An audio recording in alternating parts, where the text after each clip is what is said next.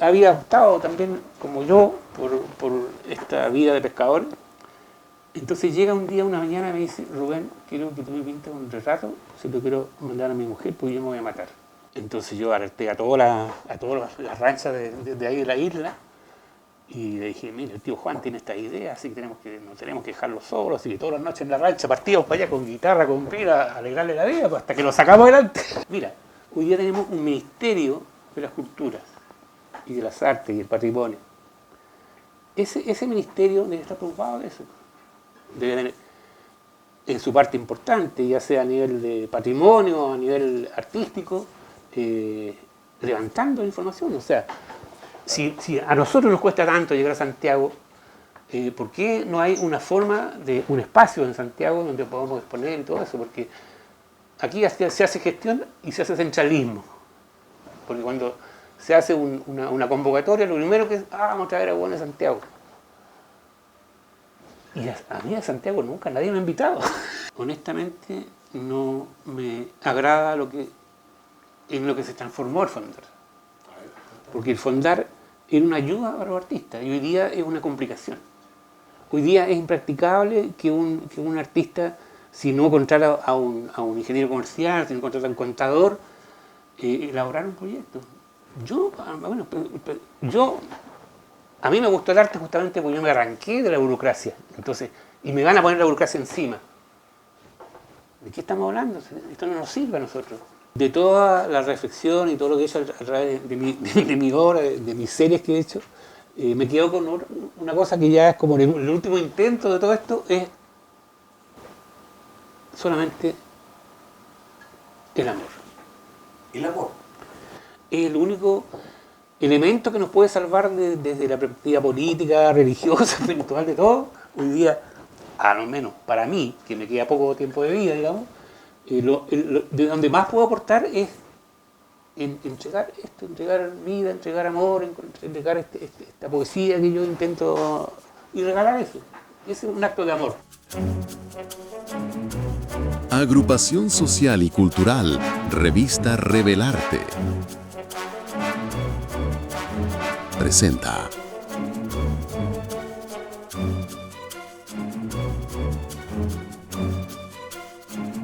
Revelación Sur Austral.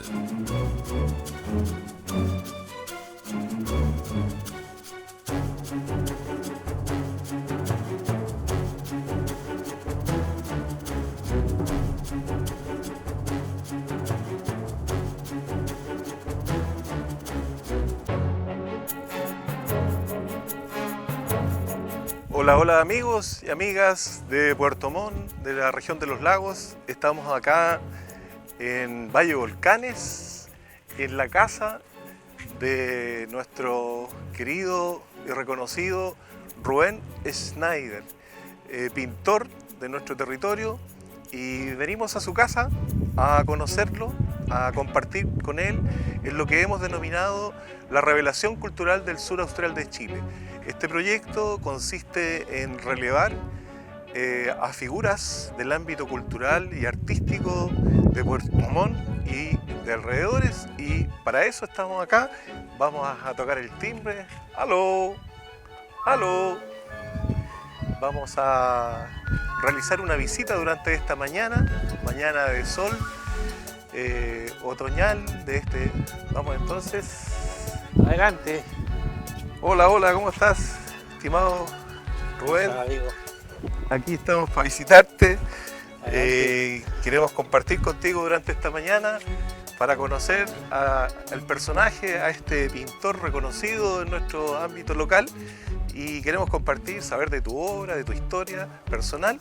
Así que Vámonos más adelante a la conversación, que es lo que seguramente los amigos y amigas que están en sintonía a través de las plataformas de Revista Revelarte vamos a compartir durante esta mañana. Bueno, ya estamos en el interior de la casa de nuestro entrevistado esta mañana, y por supuesto, antes de hablar de tu prolífica obra plástica, artística, quisiéramos conocer de la vida de Rubén Schneider, tu origen. Circunstancialmente naciste en Osorno, pero cuéntanos un poco de tus inicios, de tus primeros pasos en la vida, que puede ser algo que es desconocido para los amigos y amigas que están en sintonía a esta hora. Sí, mira, yo en realidad nací en Osorno, pero no tengo historia con Osorno, me pasaron a París no allá. ¿Ya? Entonces, después me trasladaron a mi papá a Puerto Montt, y ahí tengo una etapa de niñez, digamos, en el sector de Lins, y después mi adolescencia la viví en Puerto Varas. Y después ya hasta que salí a estudiar a la universidad y que prácticamente no volví nunca a Puerto Varas más que a ver a mis padres, a mi mamá que quedaba. Y después me radiqué después de muchos años en Puerto Montt.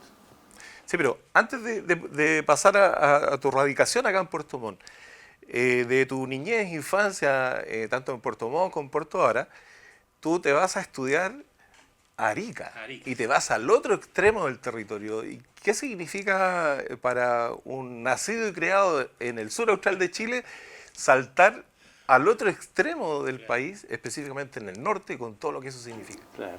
Bueno, yo en esa época estaba pololeando, mi polola se fue a estudiar allá. ¡Ah, por amor! Claro, yo seguía allá, y después por supuesto nos casábamos, la Michelle nació allá, mi hija mayor. Y bueno, y esa etapa fue muy bonita porque para un sureño irse a un lugar tan de contrapunto, digamos, fue maravilloso, por decirlo así. Claro que pensar que este sur nuestro verde, volcanes, lagos, ríos, mar, y te vas al otro extremo con todo ese paisaje de norte, agreste, árido. Mira, era tan potente para mí que visual, ¿no? Todos los visuales me van a entender. Yo llegaba allá y encontraba que todo era plano, de un solo color. Y cuando volvía, era una invasión, todo estallaba, todo era verde, todo era próximo, era una invasión visual, pero increíble. Y cuando llegaba allá otra vez, era el relajamiento, la paz. Yo salía a caminar por el desierto. Muy bonito. Pero ese cambio abrupto de contexto, me imagino que en ese imaginario artístico que te caracteriza, está muy determinado por los colores. Claro. Esa cosa abrumadora del paisaje viene un poco, yo creo, de esa experiencia, de esa sensación. O sea, podríamos decir que en ese contraste nace la estética de Rubén Schneider. No soy consciente de eso, pero yo creo que tiene algo de eso. Ya, mira, eso está muy interesante porque a lo mejor la gente no tiene idea de tu pasada por Arica, donde fuiste a estudiar arte en particular. Bueno, y Arica, o sea, la región tiene todo un pasado arqueológico, un pasado vivo también, porque ahí viven los aymaras actualmente, viven entre Bolivia, el Altiplano y Arica, y Tacna, Perú. Entonces hay todo un pasado, el suelo allá donde tú pisas está lleno de historia, está lleno de puntas de flecha, de momias. En particular en tu obra, la presencia de la cultura de los pueblos originarios es determinante. Y háblanos de esa percepción tuya, de esa realidad donde estaban los vestigios de los pueblos originarios del norte en particular. Bueno, yo salía a caminar y te encontraba con puntas de flecha, con pelos de llamo trenzado para pescar. Y en la universidad había un ramo que se llamaba Historia del Arte Iberoamericano. Y la Universidad de Chile, que era muy sabia en esa época, nos incentivaba a que nosotros revisemos nuestra historia. Y eso fue determinante en mi pintura. Mis primeras series hablan de eso. Me aficioné, por supuesto, a la arqueología, salía a terreno, después ya con más antecedentes. Podía detectar, por ejemplo, si yo andaba por un lugar y decía, acá hay una momia. Y están las momias chinchorro. En todas las laderas, en todas partes, pero acá hay una momia. Yo decía, y claro, porque el aceite humano, la arena, chupa el aceite humano, impregna esa zona y la deja hermética. Pero ese aceite humano sale para arriba, sale a la superficie. Entonces tú sientes cuando vas pasando por un lado, ya era tan experto que sabía dónde había una momia. Claro, y además que ese contexto geográfico, climático, era propicio para la conservación de todos esos vestigios que en otras zonas simplemente se perdieron. Sí. No, allá estaban las momias intactas, a 1,5 metros. Ya. Todos los cerros estaban. Y en ese paso va naciendo esta necesidad de construir un lenguaje plástico, artístico, o la pintura es posterior, según lo que he leído en tu obra. ¿Cuándo comienza a fluir el pintor Rubén Schneider? Mira, yo estudié una carrera que no terminé, por supuesto, estudié 2 años y medio, porque después vino el golpe, y era orientada más a escultura. O sea, el golpe te pilla en el norte. Sí, pues. Ya. Estaba la universidad y el regimiento al frente. ¿Ya? ¿Y cómo te afectó ese proceso histórico tan relevante para la historia del país? Mira, afortunadamente yo no tenía historia, no estaba involucrado, o sea, no estaba involucrado porque estaba estudiando ya. Ya. Entonces no tenía una participación Política evidente, militante. claro, evidente, a pesar de que tenía ideas como más de izquierda, pero no me tocó, si hubiera estado en Puerto Vara, por ejemplo, ya era otra cosa. Ya. Y entonces Arica determinó para mí bueno, empecé a pintar mucho después.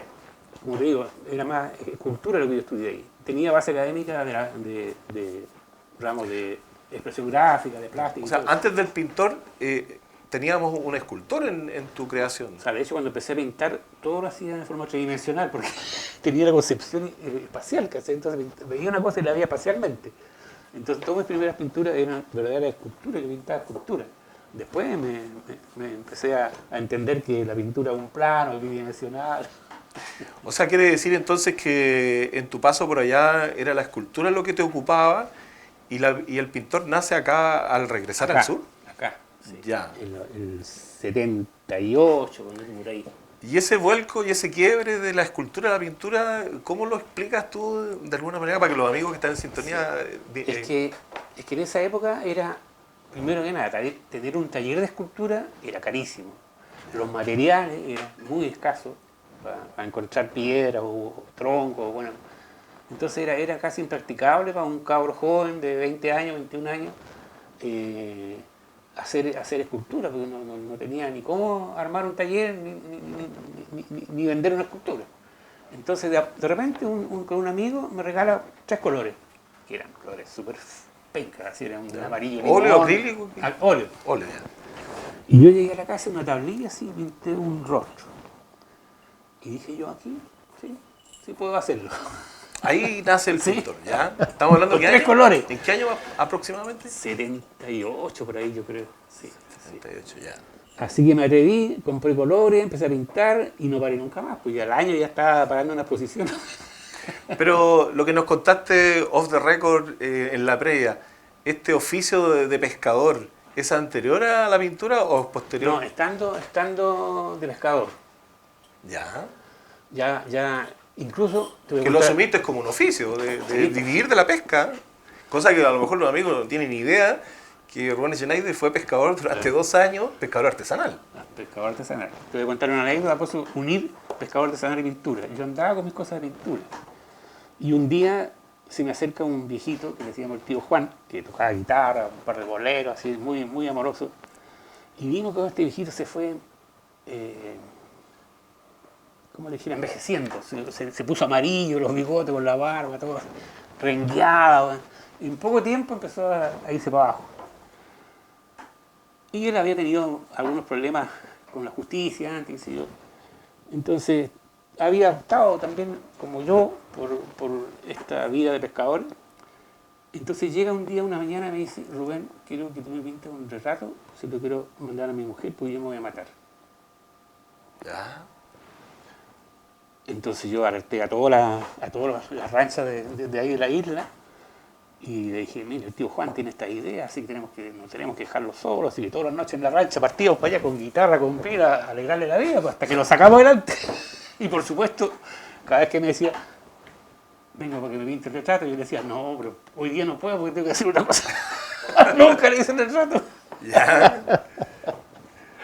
Ah, sí, pues eso historias que cruzan. Pero yo, en los registros que hay de tu vida, yo me he enterado que tú tenías como referente a esta generación de los pintores de Angelmó e ibas, cuando Sí. cierto más joven, a ver in situ a nuestra generación de pintores que lo hacían ahí en Angelmó de manera pública. ¿Ahí nace alguna inspiración, algún Sí. referente de los pintores que habían ahí? Yo creo que fue Bueno, yo antes de eso iba naturalmente a ver Ángel Mo en los sábados, los domingos, no sé, y ver lo que pasaba ahí. Y me encantaba, me quedaba fascinado, hipnotizado viendo toda esa cosa de El comercio, las comercio, lanchas. cargadores, lanchas que iban, que venían, que se subían a los botes. Y me fascinaba ese colorido que rebota en las aguas. ¿Sí? El agua, las bolitas esas descomponen la luz. Entonces hay botes amarillos, rojos para acá, ellos confunde todo. El agua lo confunde todo. Así hay un crisol, una paleta de colores. Y después, una cosa fundamental, ver pintar a los pintores. Esa fue una motivación que yo creo que me ayudó a tomar la decisión de dedicarme a eso. Entre ellos, Luis Rojas Quijada. No, al rojo no lo vi pintar, pero él me ayudó mucho, sí. Pero, por ejemplo, ¿Fue un maestro él para...? el Lucho me ayudó porque yo no sabía preparar una tela. Entonces partían del Lucho, Que era lo básico. lo ¿no? básico. Ya. Entonces Lucho, yo era un cabro, entonces Lucho con toda su paciencia me explicaba y fue muy amoroso conmigo, le tengo mucho cariño y siempre he tenido cariño por eso, porque tuvo una actitud muy de acogida, muy paternal en el sentido de ayudarme, de entender que era un ignorante. Ahí estamos hablando de qué año más o menos, para contextualizar y que la gente se dimensione de esta... 80, por ahí. En los 80. Sí, 79, 80, sí. Porque en el 80 o el 81 creo que fue mi primera exposición. Ya. En el 81, no estoy seguro. Ahora la mente empieza a flaquear un poco, pero, Ya, sí. pero por ahí. Sí. Y eso, como te digo, fue fundamental, ver pintar. Así yo también a los profesores los llevaría, no sé, a sacar a los alumnos a Ángel Mo y que vean ahí todo lo que pasa ahí, no sé. Que es una fuente inagotable Bueno, de hoy día, imágenes hoy que... día está un poco más fome, pero Mucho, voy a Calbuco. mucho comercio, dices tú, se perdió la esencia del Ángel Mo que te maravillaba en esa O época. sea, si tú ves, por ejemplo, esa parte donde está esa parte vacía prácticamente hoy día, ahí estaba llena de lanchas chilotas con sus velas secándose, los carretones que llegaban ¿cómo se llama? A sacar leña, a sacar papa, a sacar cordero, qué sé yo. Y todo lo que traían las lanchas llegaban en todo lo que traían de las cordilleras, de las islas, venían en las lanchas. Y ese era una cosa pero ferviente de vida. Y las velas majestuosas secándose. Ya, y entonces ahí comienzan a fraguarse estas series que van a marcar tu obra, ¿cierto? Claro, Artística. sí. Empecé por el paisaje, la verdad. ¿El paisaje era Que lo más, primero? claro. Viendo los marinistas, me hice marinista, por supuesto. Ya. Pero no eras un marinista que apostaba a la imitación, a la mímesis de que No, hablaban no, los no. griegos, que era reproducir la realidad, Claro. que era otra mirada. Claro, por supuesto, yo venía con otra información, no podía seguir repitiendo lo que hacían ellos. Tenía que ser un aporte a la innovación, por decirlo así. ¿Y tú reconoces la influencia de algún referente de la pintura en tu inicio? ¿Alguien te inspiró, además de la generación Sí. de los pintores de Ángel Mo? O sea, siempre me fascinó el atrevimiento de Pacheco Altamirano, en el sentido del color. Creo que él fue un maestro en el sentido de decir sí, pues con el color y dale, y que explote. No había límites. No había límites. Ya, porque en ese sentido tu creación es más rupturista, ¿eh? Claro, bueno, sí. De romper la tradicionalidad de los formatos más reconocidos como referentes de la pintura. Es que toda persona que se instala en su tiempo rompe un poquito, porque eso es su aporte, si no es ningún aporte. Eso no significa que lo anterior haya sido malo, sino que lo anterior para mí era un modelo, ¿te fijas? Pero uno tenía que presentar su gotita de impronta y de identidad también. Claro, uno revisa tu obra y hay varios elementos que son interesantes. Por ejemplo, esto de dijimos ya, la influencia de los pueblos originarios del norte, pero cuando te vienes al sur, acá también tenemos pueblos originarios. ¿Cómo era tu mirada respecto de la cultura de nuestros pueblos originarios acá en el sur austral de Chile? Es que siempre la referencia fue el paisaje para mí, pero empecé,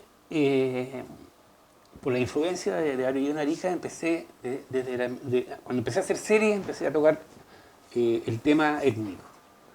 Y empecé primero con una serie que se llamó, no me acuerdo por ahí de dejar la fecha, En la búsqueda del Dorado. ¿Ya? O se llama El Dorado, en la búsqueda de, que se supone que era el oro, pero no era el oro, era el búsqueda de la identidad. El Dorado como el ideal paradisiaco de una vida mejor, ¿no? Claro. Pero yo la hice una exposición abstracta que rememoraba todo el imaginario o la textilería, la semilla, el oro, pero todo en abstracto, en un lenguaje muy distinto. Y fue muy bonita esa exposición. Después empecé una que se llamó... porque con toda esa influencia que tenía, yo decía, ¿cómo estamos mirando siempre para afuera y no miramos toda esta maravillosa que tenemos en América en general? O sea, ahí hay una crítica a esto de la globalización, supuesto, donde las culturas extranjeras, miremos o lo que viene afuera es como referente, claro, y marca tendencia. Claro. Para ti había un quiebre ahí, derechamente. O sea, decir, ¿sabe qué más? Miremos, ¿no? Tenemos tanta riqueza, en el catálogo, en todas las cosas expresadas, toda esa textualidad, en el sentido de decir, tenemos una cultura milenaria en medicina, en gastronomía, en arquitectura, en astronomía, y no lo miramos, no nos damos cuenta, no queremos ver eso. Ahí derechamente hay una crítica, claro, a toda esta influencia externa que nos determina culturalmente y que genera una influencia en muchas generaciones artísticas. Claro. En ese sentido ahí hay una rebeldía, entre comillas, de tu parte en relación a esa impronta, a esa influencia externa. Sí, sí.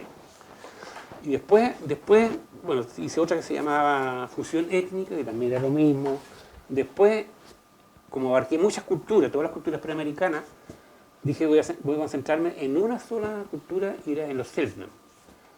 Y era el conflicto de la guitarra, en el fondo. Y al tocar el tema de los Selknam, tocaba el tema de los mapuches, porque es el mismo, es como se apropia de los territorios que eran originarios y los desplazan, porque los desplazan y los exterminan. Y los exterminan. Por ejemplo, en Tierra del Fuego fue eso.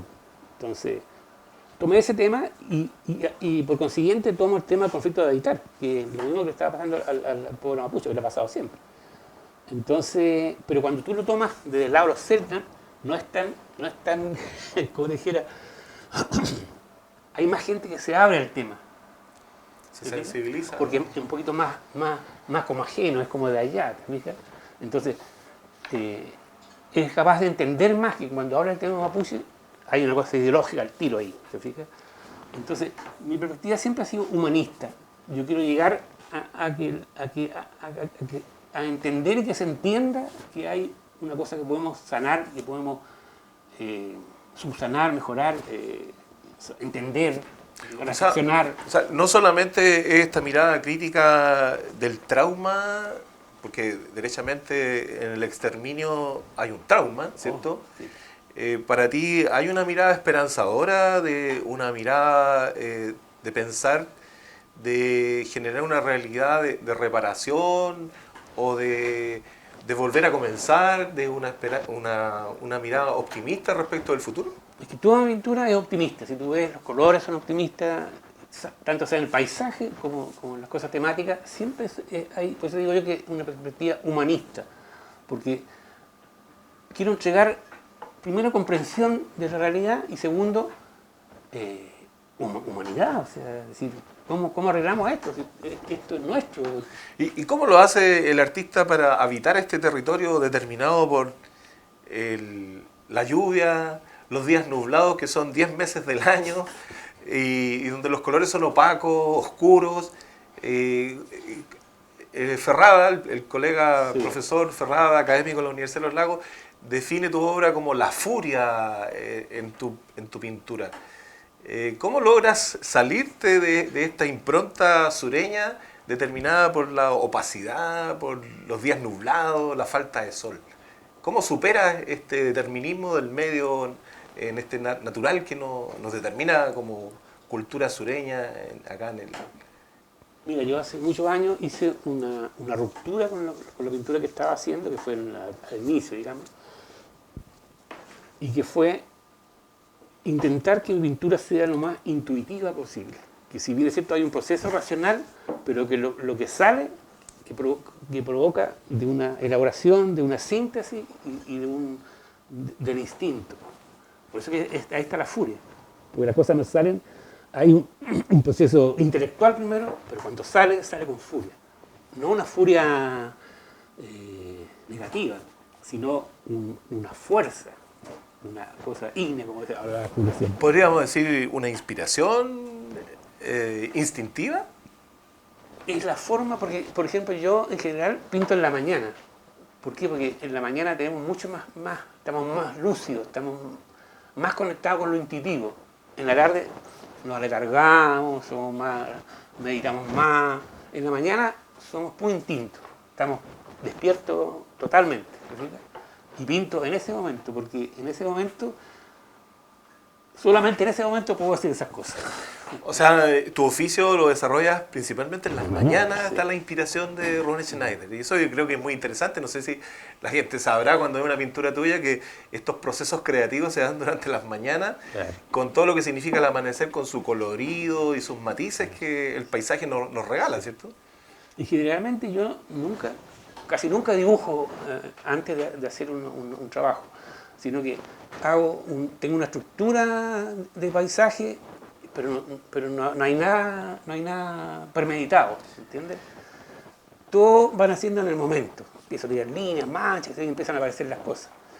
Y eso hace que sea un diálogo maravilloso, porque la pintura a veces es muy monótona, es muy de estar haciendo este pedacito acá. No, esta cuestión es como un concierto, estáis dirigiendo un concierto cuando estás pintando. Y ahí a lo mejor sería bueno profundizar cómo definirías tú tu técnica y tu estilo pictórico. ¿Es posible definirlo, circunscribirlo a alguna conceptualización? ¿Cómo lo definirías tú en particular? ¿Tu estilo, Mira, en general usando códigos antiguos, digamos. Mi pintura es bastante expresionista, en el sentido que salta la expresión, resalta la expresión y la expresividad, y también fauista en cuanto al color, el concepto que se usó en una época, en la época de los impresionistas, que era de fieras, color furioso. O sea, en este sentido tú tienes una fuerte conexión con la naturaleza y el entorno, podríamos, Sí.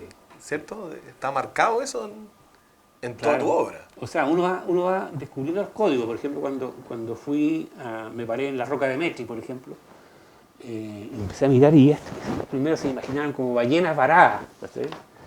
Y después dije, no, aquí hay vida, porque esta roca está viva, porque aquí hay grietas, hay surcos, como una cosa, como la piel, que se va añejando, aquí hay vida. Entonces empecé a ver el más allá, no el paisaje referente, sino de dónde nació esto, cómo se formó esto.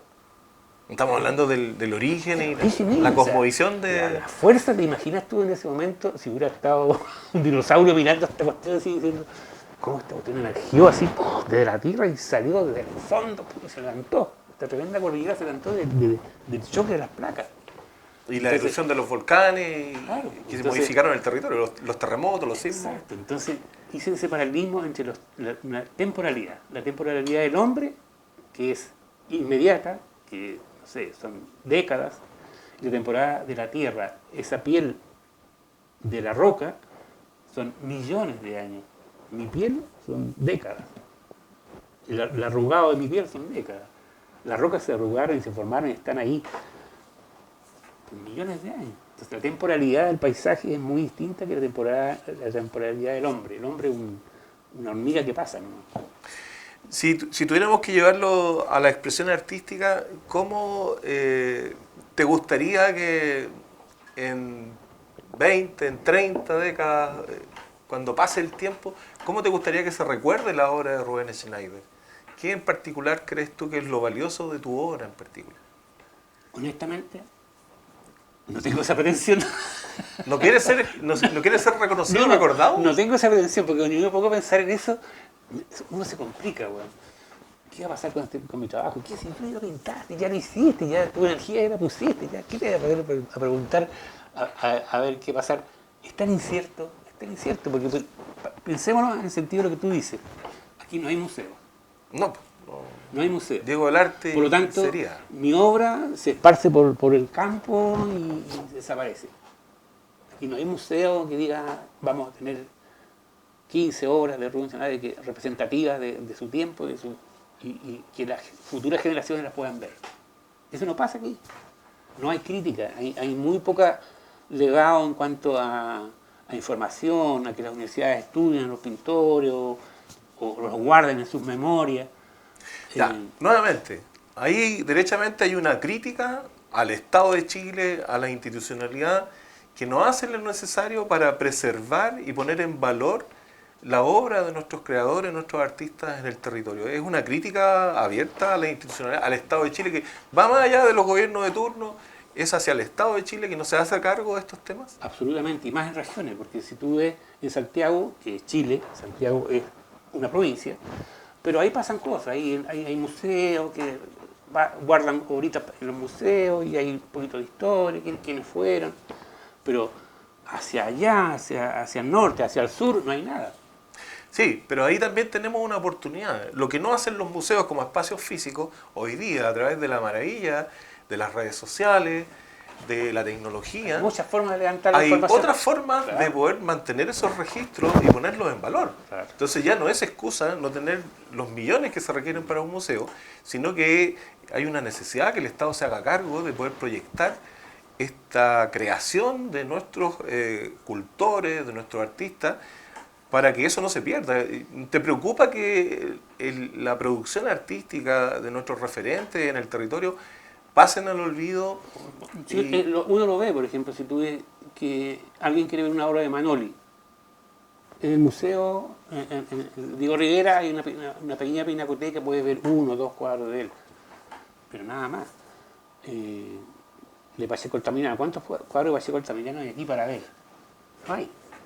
Entonces, ¿qué me voy a poner a pensar yo para adelante cuando sé que no va a pasar? Mira, hoy día tenemos un ministerio de las culturas y de las artes y el patrimonio. Ese ministerio debe estar preocupado de eso. Debe tener en su parte importante, ya sea a nivel de patrimonio o a nivel artístico, levantando la información. O sea, si a nosotros nos cuesta tanto llegar a Santiago, ¿por qué no hay una forma de un espacio en Santiago donde podamos exponer y todo eso? Porque aquí se hace gestión y se hace centralismo. Porque cuando se hace una convocatoria, lo primero que es, vamos a traer a Buenos Santiago. Y a mí a Santiago nunca nadie me ha invitado. ¿Sabe? Entonces se gastan un montón de recursos invitando a gente a Santiago cuando jamás nunca ellos nos han invitado a nosotros. Entonces, con recursos regionales se hace centralismo. ¿Te fijas? Qué lata. Bueno, ahí derechamente hay una crítica y hay una deuda pendiente de poder dar respuesta a esto. Claro. Han pasado muchos gobiernos después de recuperar la democracia, donde en términos políticos muchos gobiernos que han pasado han hecho de la cultura y las artes un eslogan político en campaña, pero después cuando hay que ver cómo se traduce eso en la realidad, nos quedamos con San Fondar Y nunca es prioridad. como una de las pocas posibilidades de poder apoyar a los artistas. Y no es suficiente. Entonces, Nunca es prioridad la cultura, ni para los ámbitos locales, ni regionales, menos nacionales. o sea, tú ya perdiste la esperanza de que San Fondar va a apoyar e incentivar el desarrollo de la arte y la cultura y no es suficiente. A mí, honestamente, no me agrada en lo que se transformó el Fondar. A ver, cuéntame. Porque el Fondar era una ayuda para los artistas y hoy día es una complicación. Hoy día es impracticable que un artista, si no contrata a un ingeniero comercial, si no contrata a un contador, elaborar un proyecto. A mí me gustó el arte justamente porque yo me arranqué de la burocracia. Entonces, y me van a poner la burocracia encima. ¿De qué estamos hablando? Esto no nos sirve a nosotros. Por lo tanto, la institucionalidad cultural hoy día en Chile no está resolviendo no resuelve las necesidades de los artistas. Mira, hay muchas cosas que son como pequeñas cosas que pueden ser soluciones. Por ejemplo, poniendo el caso de un pintor, un escultor o cualquier artista, ¿qué es lo más fundamental? Tener materiales para poder trabajar. Claro, el fondar te da honorarios, te da plata para difusión, para materiales, para todo, pero los pintores vivimos todos los días y todos los días necesitamos materiales para pintar. Claro. Esa pequeña ayuda significaría una tremenda potencialidad.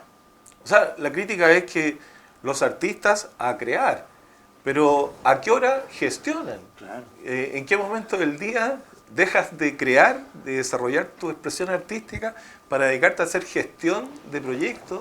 Claro. Y ahí, obviamente, que la crítica nuevamente al Estado de Chile, que no se hace responsable de poder apoyar el desarrollo de los artistas. Porque si te dedicaras a gestionar, capaz que no tendríamos ninguna pintura, ¿no? Claro. ¿Esa es la crítica de fondo? Sí. Claro, lo que pasa es que uno entiende que un proyecto tiene que ser evaluado, tiene que ser... También había mucha gente al principio que se gastaba la plata y no hacían nada. Que haya un ente controlador que controle eso, pero no irse al chancho, porque nosotros no somos comerciantes, no somos gente mañosa que anda tratando de engañar al Estado. ¿Cachai? Entonces, hay mucho que gestionar ese sentido, pero ¿quién lo gestiona? Yo me pregunto, ¿quién pone en cuestionamiento, quién reflexiona sobre estos temas? ¿Hay algún consejo que aplique y que estudie estos temas y que intente perfeccionarlos, estudiarlos? No. Hay un ente directivo, pero yo no veo que haya esa cosa de reflexionar sobre todas estas cosas que son los problemas reales, no los problemas políticos, los problemas reales de los creadores. De hecho, esto, como ya lo conversábamos, esto trasciende a los gobiernos de turno. Claro, esto debería ser una política permanente que no dependa de quién gana una elección claro, más o menos. Sí. Esto debería ser algo que se permanezca de manera sistemática y permanente en el tiempo. Pero más allá de la crítica, entiendo que tu obra, y lo dijiste muy bien, hay una esperanza de la transformación de un mundo mejor. La búsqueda del dorado, que es un ideal no solo de la plástica, sino que de la literatura también, y de las artes en general, de una vida mejor. ¿Cuál es tu mirada de futuro respecto de lo que estás haciendo en este momento como artista, como creador? ¿En qué estás? Cuéntanos. Mira, de tu presente futuro. De toda la reflexión y todo lo que he hecho a través de mi obra, de mis series que he hecho, me quedo con una cosa que ya es como el último intento de todo esto, es solamente el amor. ¿El amor? Es el único elemento que nos puede salvar desde la perspectiva política, religiosa, espiritual, de todo. Hoy día, a lo menos para mí, que me queda poco tiempo de vida, digamos, de donde más puedo aportar es entregar vida, entregar amor, entregar esta poesía que yo intento y regalar eso. Ese es un acto de amor. Yo creo que el mundo, hoy día vemos unas guerras feroces que nunca imaginamos o que pensamos que ya no iban a suceder y están sucediendo y está ahí en la televisión y nadie hace nada. Entonces tú dices, aquí hay falta de amor. Muchos podrán ser los conflictos de interés y la guerra y las maquinarias bélicas, pero aquí hay una falta de amor de la humanidad. ¿Cómo la humanidad no está gritando con el dolor de la gente que está sufriendo porque lo están asesinando, lo están matando, lo están persiguiendo día a día por nada, porque no son ejércitos que están peleando? Ya. Me refiero a la... Me imagino que, no sé... A la cosa de gas y mi todo intuición eso. me dice que por ahí ¿Sí? hay algunas ideas que están fraguando una nueva serie seguramente en tu imaginario. Pero va por ahí. Ya. Va por ahí, porque aquí el cuento ya es salvar la dignidad humana nomás. O sea, no hay más que hacer. A propósito del amor, fíjate que hace pocos días, estuve en un taller literario que lo dicta nuestro querido y reconocido Harry Vollmer, poeta del territorio. Y Harry, en ese taller literario, le decía a unos hijoperos que estaban en el taller, que hablan de la población, que hablan de la rabia, que hablan de mucho malestar.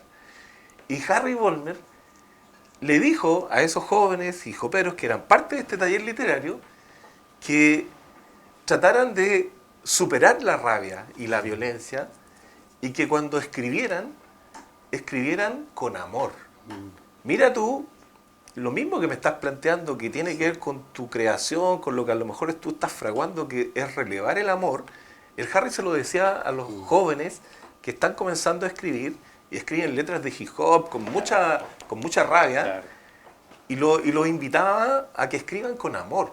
Mira qué interesante esta conexión entre lenguajes estéticos, artísticos, que nos invitan a tener otra dimensión de la creación artística. Mira qué interesante, porque hice clic con lo que tú nos estás contando. Qué importante el situarnos desde ese lugar.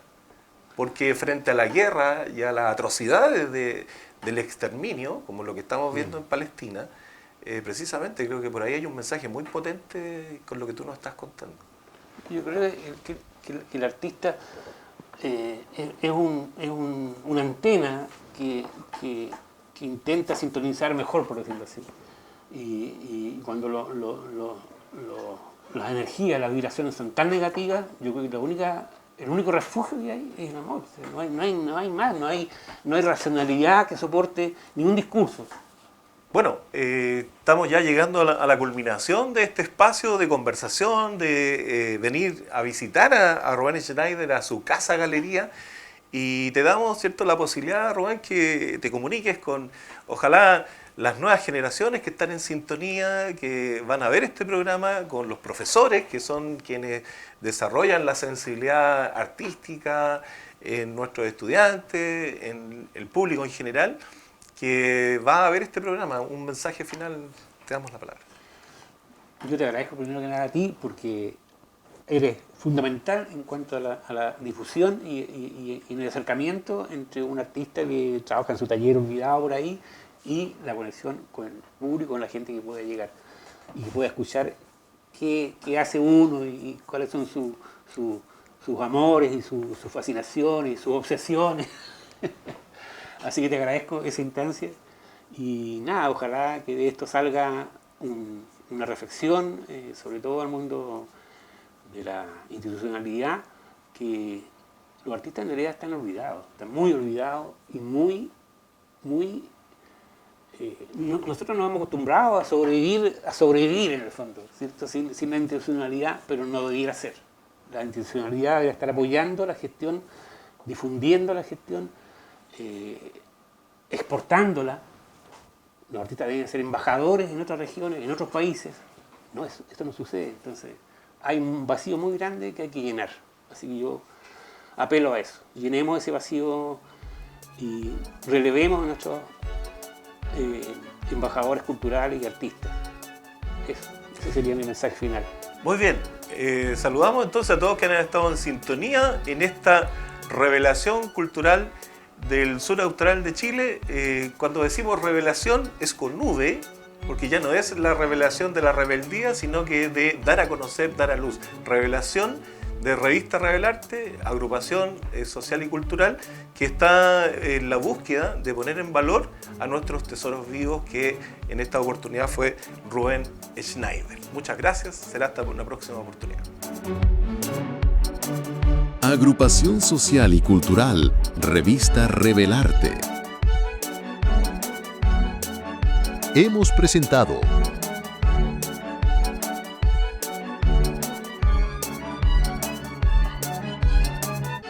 Revelación Sur Austral.